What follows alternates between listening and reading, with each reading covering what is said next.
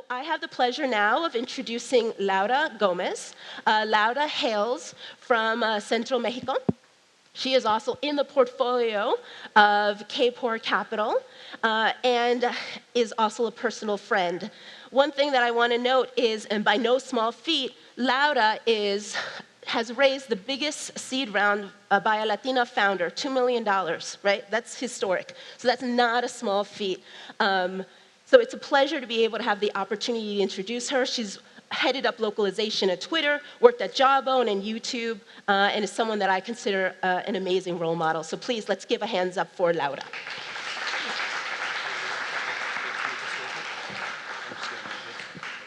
Okay, we're getting a little close.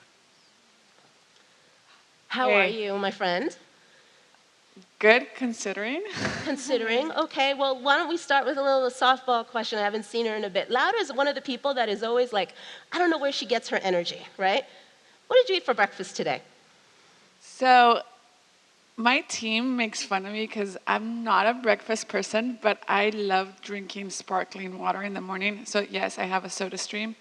But also, I get my energy actually doing some 5-minute meditation, which I would have never done until another friend of mine was like, you need Headspace. So Headspace is an app that gives you some meditation in the morning. So I do that because otherwise I would probably just go in the shower and like think about the 1,000 things I need to do. So what I do in the morning, Headspace, and drink sparkling water. I'm drinking coffee right now because I've had a long week, but I never drink coffee. It tastes good. Good to know. Sparkling water. Okay, I'm going to follow up with some sparkling water the next time I try to launch a company. So another thing is, Lauda and I have actually known each other, and it's really interesting. It's a quite interesting story because it's come full circle. Is Clayton in the room? Clayton. Clayton. Raise your hand. There he is. What's up, Clayton. Oakland? That's Oakland. And a person that I consider a dear friend. So I do too. So 5 years ago, if you can imagine this, my startup had fallen apart, right? I talked about this idea of failure. So it fell apart, and I was trying to figure out my next move. And Clayton was one of the first resources that I went to, kind of just figuring out what is my next step. And he said, you have to talk to this amazing woman, Lauda. And he was the one that made the connection 5 years ago. And it was interesting because I was in a really tough spot at that time. People were not giving me opportunities. I had this, great pedigree, 2 Ivy League degrees. I'd started a company. I actually had gone through an exit, but for some reason, I just wasn't getting callbacks, which kind of struck me. And I started having a conversation with Lauda. Do you remember that conversation? Yeah, I was in my apartment, and I remember talking to you. I was just exiting Twitter, and I didn't know what to do as far as my next step because I had hit not only the glass ceiling, the glass door, the glass wall, everything you can possibly think of, I had hit it. So I didn't know what to do, and I remember talking to you, and I'm like, I don't know if I could do what she's doing, like starting a company, like not knowing it would succeed. But here I am, 5 years later. And it comes full circle. So based on what we've shared, I was like, that's big pictures of us. Like I said, it's no easy feat to raise money, so I actually think, given this opportunity and these folks that we have in the room, I'd really love if you could share your journey, right? From getting to concept, like how this idea even came to being, we'll describe Atipica, and then lastly, what did you need to overcome in the hurdles to get to $2 million and be the largest seed round raised ever by a Latina? Let's just own that. Like, that is very, very powerful. Thanks. It's tough. Like when people say like the valley of despair, when you're an entrepreneur, it is. Like there's a valley of despair like every day, especially if you come from a like whatever your background is, but if you're not connected to those VCs and you don't know how to pitch. Yesterday I was talking to an entrepreneur that someone else was like, here's his deck. Well, first of all, his deck had way too many words, but second, he knew and was so passionate about this that I had no idea with. He's a Black founder. And he was telling me his pipeline of sales. And I couldn't believe that like he couldn't get funding. And it was really, it struck me as the position I am on this side. On the other side, when I was funding, like, I had a lot of support from female founders, yet they had co-founders. So I'm still a solo founder, Latina woman, and not technical. Like, put everything in the room, I probably shouldn't have gotten funded, but I did. It was talking to my counterparts that were female founders with co-founders and that were white, that were like, oh, I got a seed round. And I'm like, oh. And you went back to something. If I hadn't been at Twitter, if I hadn't had the capital to actually support my idea, and even if my engineers were in Mexico and I was paying them, a fraction of the cost here, I still had my friends and family, and friends and family is like my savings account. That was what it was to keep this alive. I applied to Alchemist Accelerator, which was the #1 enterprise accelerator in the country, and they were really great. Like I was like, okay, I don't know, I'm here. Really quick, I talked to my financial advisor and to my mentor, and I said, I'm giving myself 5 weeks. If I don't get funding, I'm done. Like, I can't do this. Like, I can't go to more pitches. I need to think about my family, my mother. Like, I don't have children or a husband, but I'm like my family, my mom, my sisters, and I have to think about me. And 2 weeks later, I met my lead investor at a casual dinner. And so it was really, really hard because it took about 18 months where I saw my ex-coworkers at Twitter getting funded within a month. And I saw other female founders getting funded within weeks of pitching, and it didn't happen to me. So although I did hit a milestone, it was a hard milestone. And I don't think to devalue that milestone would do anything. Now, I know I'm on the other side, so I have a privilege of being on the other side. So anytime any person comes up to me and like, can you introduce me to this VC? And please email me, lauda@atipica.co. I will, because I said, VCs see mediocre pitches from other people all the time. Why wouldn't they see any great pitch from my own network? So it was hard. I was good at rejection, though. Like, I would email, and I would always thank them.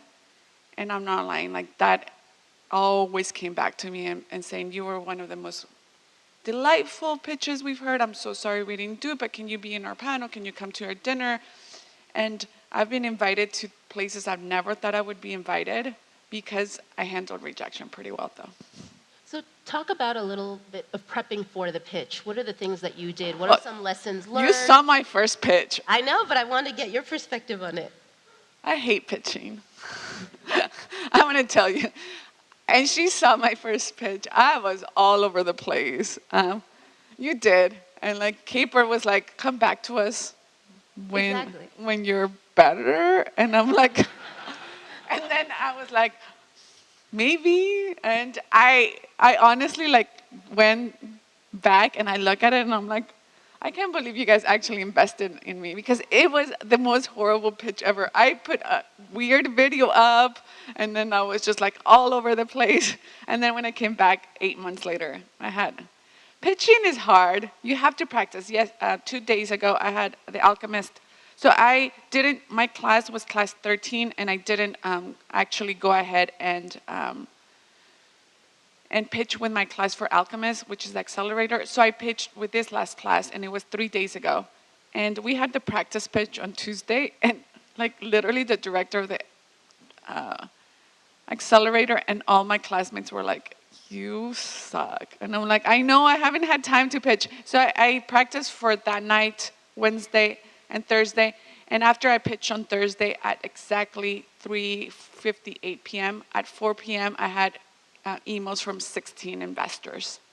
So practice does. My cat probably freaking hates me because I practice in front of him all the time. I'm like, Milky, look at me. I'm like, hi, I'm Lauda Gomez. I am the CEO and founder. And so practice does make a difference. And also, beautiful deck. I know it sounds weird, but a beautiful deck goes a long way. My designer is in Mexico, and I flew him in, and I'm like, make this look pretty. And he did, and people were like, odd. I'm not raising So it's kind of fun to tell investors, I don't want to raise, but thank you for your interest. But a great deck, no, like if you're pitching in front of a bunch of people or even just a couple of people, not a lot of words on your deck, please don't put in a paragraph about how awesome, because what I told the founder yesterday is like, it got lost that he has about 2 million in revenue. It got lost in like a big old like paragraph I couldn't hear. And another thing is practice. Do practice. Practice in anything. Practice in front of the mirror, in front of your cat, in front of your dog, in front of anything. Just practice. So besides practicing in front of our pets, one of the things that Lara's very humble. So what we're looking for is when we say no or come back, when we say no, it's actually a no. When we say come back, what we want to be able to see is track progress, right? So one of the things that's really important is coachability. That's another thing that I'm looking for, like, okay, we've given this feedback. Have they taken the feedback? Have they iterated? And that is what we saw in you. And it's obviously the vision was really big, the market opportunity. There were so many factors of why we were excited about it. But when she came back, she exceeded expectations. So it was an easy for us to like cut that check the day. Yeah. You actually wired the money before my lead investor closed the document. And I called my lawyer. I'm like, there's $150,000 in the account. He's like, don't use it until we close this. So yes, they wired the money even before our lead investor wired the money. Yeah, so the key takeaway here is coachability, be able to show progress and traction based on the feedback that you've received over time. So why don't we, I think it'd be great for you to share Atipica, like talk about the business itself. So I was on a panel, so 2.5 years ago, because of my experience, I've been in tech since I was 17. My family migrated to Silicon Valley. I was undocumented, so everything that's happening external politically affects me because I am the face of everything that they don't want to see. I am a woman, I was undocumented, and I work, and I am pretty awesome, so.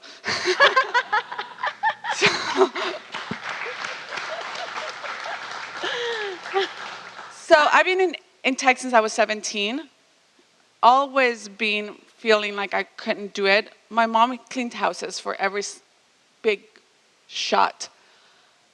Silicon Valley, like, when you see your mother cleaning someone else's toilet, that allows you to move forward. So when Atipica came about, I was on a panel at Stanford Law with a professor of civil rights, Richard Thompson, and the editor-in-chief of USA Today, and Maxine Williams from Facebook, and Nancy Lee from Google, everyone talking about diversity. And I was just sitting there and I was like, I agree with everyone here, but I don't agree with them because they're all thinking about diversity in a way that doesn't really move the needle. Like, let's use machine learning to tackle diversity. So that's how Atipica started. And so we started using data and machine learning. And then I realized it was all human resources. Human resources just doesn't have any business intelligence solution. They don't have any data analytics. And then I realized there were a lot of liabilities, right? Like, people get sued for discrimination all the time because they're like, no, we were fair. And then, like, if you look at the data, like, you see that there was a discrepancy on lack of fairness. So we started using our own proprietary algorithms and looking at public and private data specifically for the talent life cycle, so professional. So we started looking at that on recruiting. We have customers like Slack, Square, Thumbtack that are looking and they're like, oh, our goals are great on recruiting, look. And then we dug deeper when we used our models.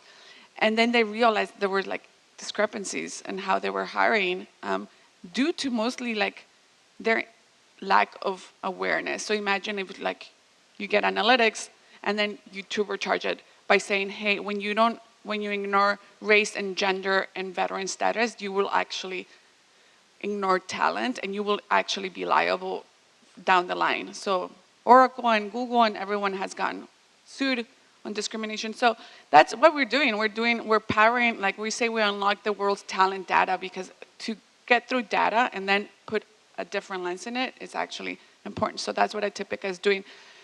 I was afraid to use the diversity word when I pitch. Nowadays, it's actually empowering to a lot of investors.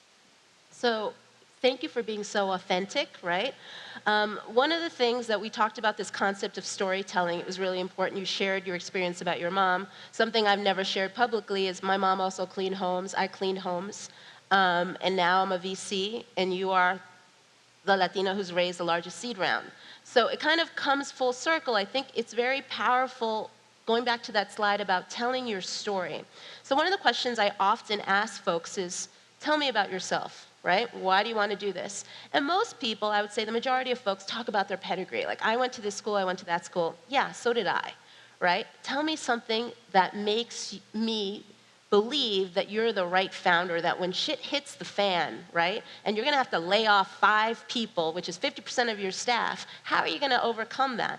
When someone tells me they clean homes, I believe they have grit, right? There's a level of dignity, because it's an honest freaking job. But being able to tell those stories is really powerful. Don't shy away from those experiences, because it's something powerful that an investor, particularly folks like us, are going to be able to say, wow, that is a proxy for how I think they can be successful in leading a company and making also a lot of bank for the firm. So any other closing words, pieces of advice for other founders before we wrap up? You know, really, I remember being afraid of asking. And it's because like in my mom brought me up in my culture, it was like, no ruegues, like don't ask, like you can do it yourself. But then I realized that in entrepreneurship, in building a new business, in what we're about to fight for the next 4 years, you need to ask. And asking does not mean anything else. Like people ask me all the time, and I was like, I can't do it from 7 to 6 p.m., but I can talk to you at 6:15 p.m. if that's okay with you. And most people are like, yes, of course. Asking, and you know how many times I've asked people for feedback and asking for intros. Don't be afraid. Like, I am on the other side of a privilege of like, I never thought I'd be here. Like, I remember who emailed me this week, Foundation and Canon partners. And I was like, I would have died a year ago if I got an inbound lead from like Foundation and Social Capital and Canon and be like, we want to meet with you. And I'm like, thanks, but I'm not looking. But the thing is, I had to ask many people to get to the position I am now. So people are like, why are you so open on your network? I said, because people don't have access to this network and other people do. So don't be afraid to ask Carolina or myself. Just be prepared. Like if you send us a shitty ass deck, I'm gonna tell you. Sorry. Like, but ask. So to wrap up, the things that are important, it's okay to be authentic with your story when you're talking to investors. Show progress and take feedback over time, and be willing to put yourself out there and ask. The worst thing that can happen is people say no, but if you didn't ask, you've already failed. 98% of the time people will say yes. I had one in my whole career as an entrepreneur in 2 years, only one person said no. And then I asked them why, and then they gave me a detailed, and I said, okay, I get it, but that's fine, and we're still good friends. But only one person, and I've asked thousands of people, so don't be afraid to ask.